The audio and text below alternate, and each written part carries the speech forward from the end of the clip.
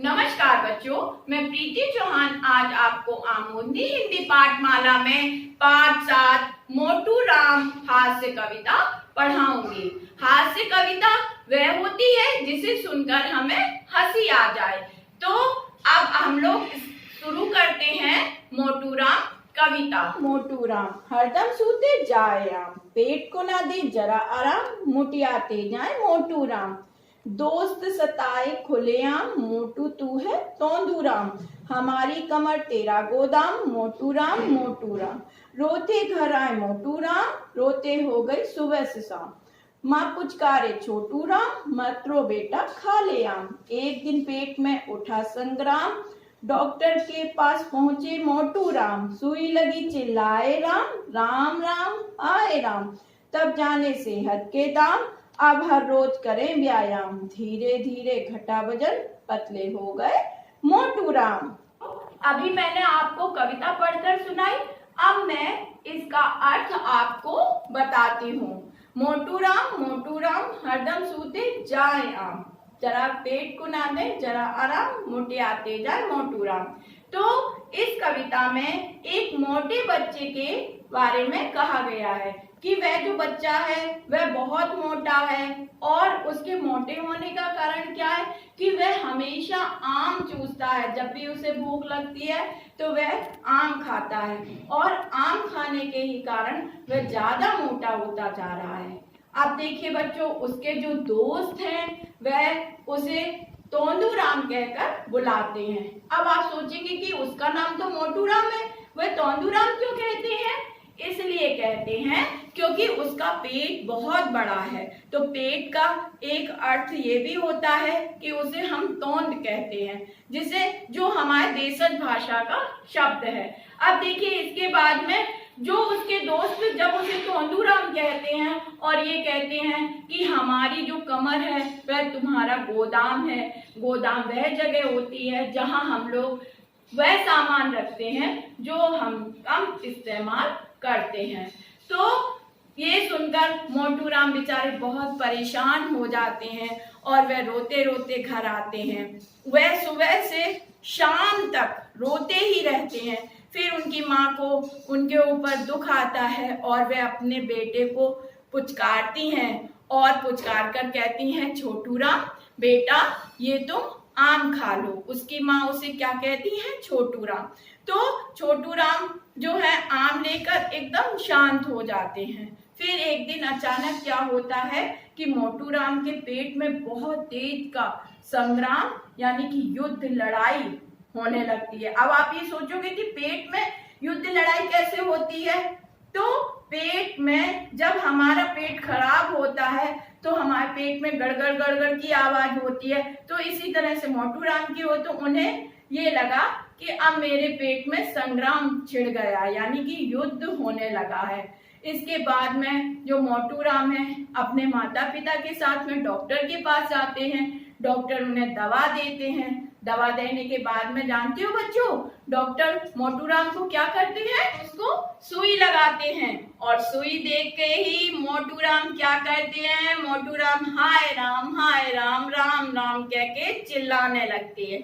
क्यों चिल्लाने लगते हैं? क्योंकि मोटू राम को सुई से बहुत डर लगता है। मोटू राम क्या है, जितने भी बच्चे हैं सभी बच्चों को सुई से डर लगता है ना भाई, मुझे भी बहुत डर लगता है सुई से।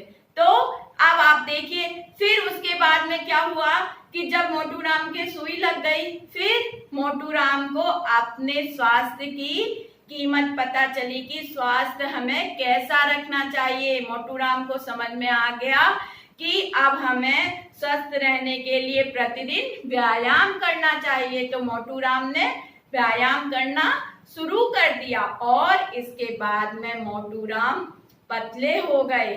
तब मोटू राम को व्यायाम का महत्व समझ में आया। तो बच्चों, इस कहानी से हमें यह सीख मिलती है कि हमें प्रतिदिन व्यायाम करना चाहिए, जिससे कि हमारा शरीर जो है वह स्वस्थ रह सके। अब मैं आपको शब्दार्थ बताती हूँ। बच्चों, अब मैं आपको मोटू राम कविता के शब्दार्थ बताती हूँ।